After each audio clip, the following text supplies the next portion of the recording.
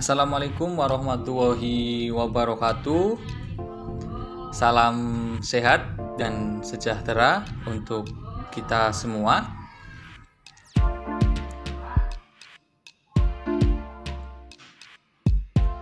Perkenalkan, saya Nugroho Heri Pramono. Hari ini kita akan belajar tentang akuntansi akad mudharabah. Ada beberapa poin yang akan dibahas di dalam akuntansi akad mudharabah. Pertama, mengenai definisi akad mudharabah. Kedua, karakteristik akad mudharabah. Ketiga, hikmah akad mudharabah. Keempat, skema akad mudharabah. Kelima, jenis akad mudharabah. Keenam, dasar syariah akad mudharabah. Dan yang ketujuh, rukun dan ketentuan syariah akad mudharabah.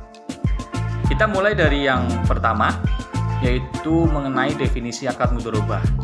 Secara bahasa, mudharabah berasal dari kata ad-darbi fil ardi, yang artinya bepergian untuk urusan dagang. Sedangkan menurut terminologi, akad mudharabah adalah kerjasama usaha antar pemilik dana dengan pengelola dana untuk melakukan kegiatan usaha, di mana keuntungan dibagi berdasarkan nisbah bagi hasil menurut kesepakatan kedua belah pihak. Apabila terjadi kerugian akan ditanggung oleh si pemilik dana, kecuali disebabkan penyelewengan. Selanjutnya yang kedua mengenai karakteristik akad mudharabah. Yang pertama, investasi akad mudharabah mempunyai risiko yang tinggi. Kemudian terdapat pembagian risiko dan keuntungan. Terdapat pembagian hasil usaha berdasarkan prinsip revenue sharing dan profit sharing. Yang keempat, boleh ada jaminan modal. Yang kelima, akad ditulis secara lengkap. Dan yang keenam, jika ada persengketaan diselesaikan dengan musyawarah mufakat atau melalui badan arbitrase syariah. Selanjutnya adalah hikmah akad mudharabah.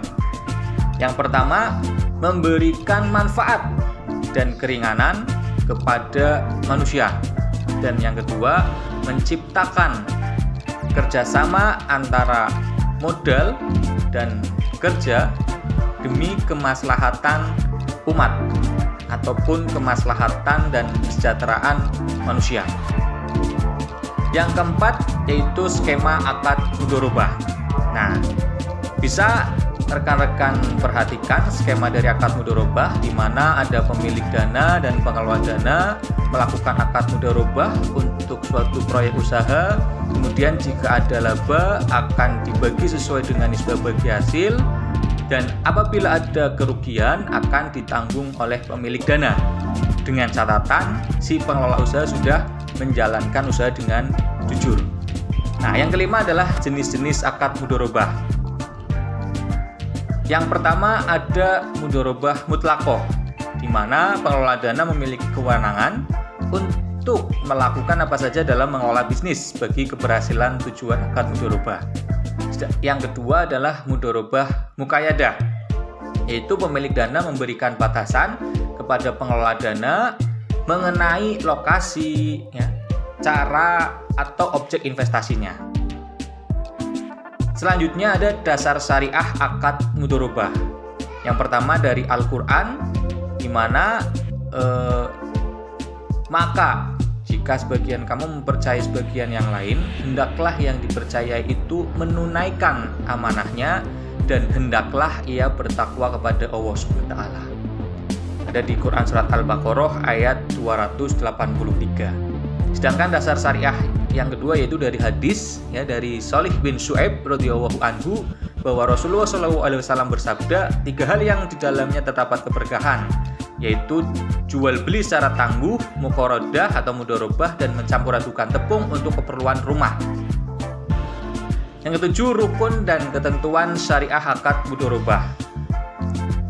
Yang pertama ada pelaku, yaitu pemilik dana dan pengelola dana. Yang kedua ada objek mudharabahnya, yaitu modal dan kerjanya. Yang ketiga ada ijab qabul, dan yang keempat ada nisbah keuntungan atau nisbah bagi hasil. Nah, berikut adalah materi tentang akad mudharabah. Demikian materi tersebut saya sampaikan. Silahkan dapat dipelajari. Jangan lupa rekan-rekan aktif dalam forum diskusi. Wassalamualaikum warahmatullahi wabarakatuh.